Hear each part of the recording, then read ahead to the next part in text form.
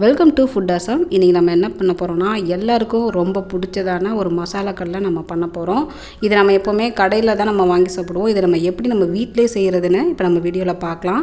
இது செய்கிறதுக்கு ரொம்ப நேரம் ஆகாது, ரொம்ப டேஸ்டியாகவும் இருக்கும், ஈவினிங் ஸ்நாக்கும் கூட. ஸோ இப்போ நம்ம என்ன பண்ண போகிறோன்னா, ஒரு கப்பில் நம்ம 1 கப் வந்து ரா கடலை, அதாவது நம்ம வேக வைக்காத பச்சை கடலை, நம்ம வந்து அதை ஊற வைக்கலாம். அது வந்து ஒரு 30 நிமிஷம் ஊறினாலே போதும். உங்களுக்கு நல்லா ஊறி நல்லா பெருசாகிடும் உங்களுக்கு சைஸு.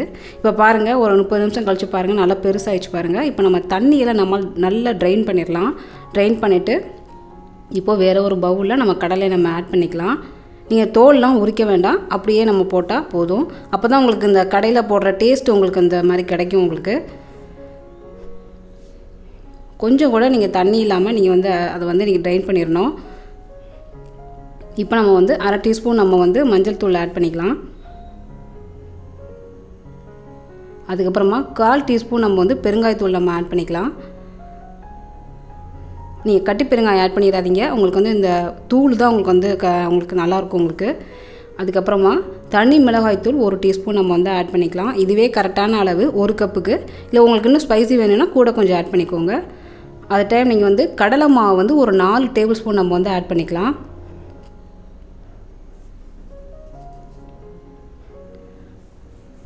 அதுக்கப்புறமா அரிசி மாவு 2 டேபிள் ஸ்பூன் நம்ம வந்து ஆட் பண்ணிக்கலாம்.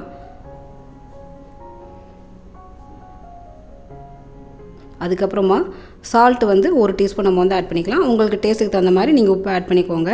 இப்போது நான் என்ன பண்ண போகிறேன்னா, அந்த கார்லிக் வந்து தோலோடையே அந்த பூண்டை வந்து நம்ம வந்து நல்லா கோர்ஸாக நம்ம அரைச்சிக்கலாம். நைஸாக அரைக்கக்கூடாது, முன்னும் பின்னுமாக நம்ம அரைச்சி எடுத்துக்கணும். அந்த பூண்டு வந்து ஒரு 4 பல் இருக்கும். அதை நம்ம வந்து முன்னும் பின்னுமாக அடித்து நம்ம வந்து அந்த இதில் சேர்த்துடலாம் பவுலில். இப்போது கொஞ்சமாக நம்ம 3/4 டீஸ்பூன் அளவுக்கு நம்ம வந்து சோம்பு ஆட் பண்ணிக்கலாம்.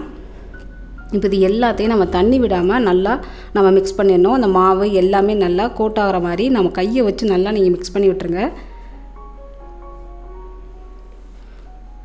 அந்த கடலையில் கடலை மாவு நல்லா ஒட்டணும். ஸோ அந்த மாதிரி நல்லா கையை வச்சு நல்லா மிக்ஸ் பண்ணி விட்டுருங்க. உப்பு, மிளகாய் தூள் எல்லாமே நல்லா ஸ்ப்ரெட் ஆகிற மாதிரி நல்லா நீங்கள் கையை வச்சு நல்லா பிசிறி விட்டுருங்க.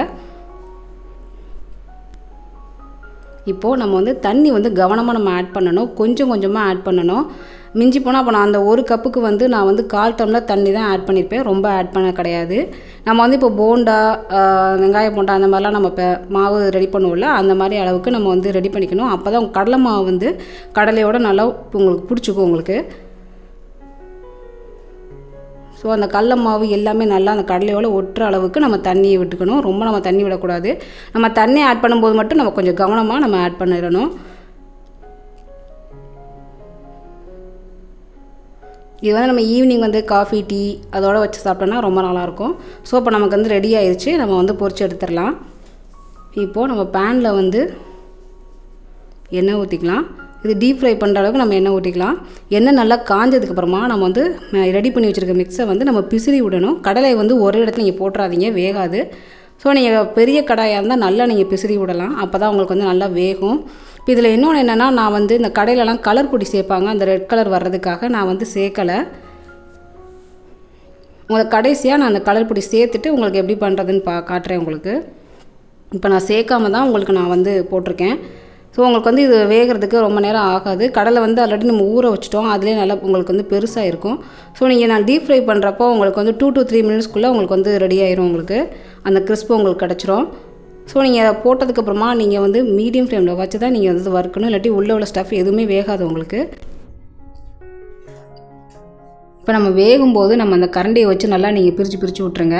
இப்போ நல்லா நமக்கு வெந்துருச்சு. நம்ம எண்ணெயிலேருந்து எடுத்தாச்சு. இப்போ நம்ம வந்து கலர் பொடி நான் மிக்ஸ் பண்ணி வச்சுருக்கேன். கலர் பொடினா அந்த கேசரி பவுடரில் ஒரு பிஞ்ச் நான் போட்டு நல்லா மிக்ஸ் பண்ணி வச்சுருக்கேன். ஸோ இப்போ இதையும் உங்களுக்கு நான் பொரித்து காட்டுறேன் உங்களுக்கு. அதே மாதிரி நம்ம எண்ணெயில் வந்து நம்ம பிசிறி விடணும். நீங்கள் ஒரு இடத்துல போட்டுட்டிங்கன்னா ஒரு இடத்துல உங்களுக்கு வந்து கும்மலாக இருக்கும். ஸோ கடலை மாவு எதுவுமே உங்களுக்கு வேகாது. அதனால் நீங்கள் பிசிறி விட்டால் தான் உங்களுக்கு வந்து நல்லா வேகும், மொறுன்னு உங்களுக்கு கிடைக்கும். நீங்கள் நல்லா பெரிய கடாயை யூஸ் பண்ணிங்கன்னா நல்லா நிறையாவே நீங்கள் வந்து பிசிறி விடுங்க. இப்போது நல்லா வெந்துருச்சு பாருங்கள். உங்களுக்கு வெந்துருச்சுன்னா அந்த இது எண்ணெயில் வர பபிள்ஸ்லாம் உங்களுக்கு வந்து அடங்கிடும். அதுதான் உங்களுக்கு வந்து அடையாளம். ஸோ இப்போ நல்லா வந்து கிறிஸ்பாகிருச்சு பாருங்கள், நல்லா மொறுமொறுன்னு சூப்பராக கடலை நமக்கு ரெடி ஆயிடுச்சு. ஸோ இது கூடவே நீங்கள் வந்து காஃபி டீ வச்சு நீங்கள் ஈவினிங் ஸ்நாக்காக கூட நீங்கள் சாப்பிடலாம். இது கூடவே காஃபி டீ வச்சு சாப்பிட்டிங்கன்னா ரொம்பவே நல்லாயிருக்கும். குழந்தைங்களுக்கு இது ரொம்பவே பிடிக்கும், உடம்புக்கு ரொம்ப ஹெல்த்தியும் கூட. இப்போ நமக்கு சுவையான சூப்பரான மசாலா கடலை நமக்கு தயாராகிடுச்சு. இனிமேல் நம்ம வந்து வீட்டிலே நம்ம செஞ்சு சாப்பிடலாம். ரொம்ப ஹைஜீனிக்காகவும் நமக்கு இருக்கும். இப்போ நம்ம கடைசியாக நம்ம என்ன பண்ண போகிறோம்னா, கொஞ்சமாக நம்ம கருவேப்பிலையை எண்ணெயில் பொரித்து நம்ம அதில் சேர்த்துடலாம்.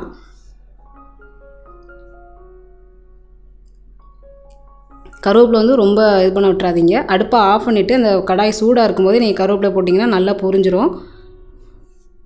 ஸோ கருவேப்பிலை கொஞ்சமாக போட்டு நம்ம அந்த மாதிரி பொரித்து நம்ம மேலே போட்டுட்டோன்னா நமக்கு சூப்பரான சுவையான மசாலாக்கள்ல தயாராகிடுச்சு.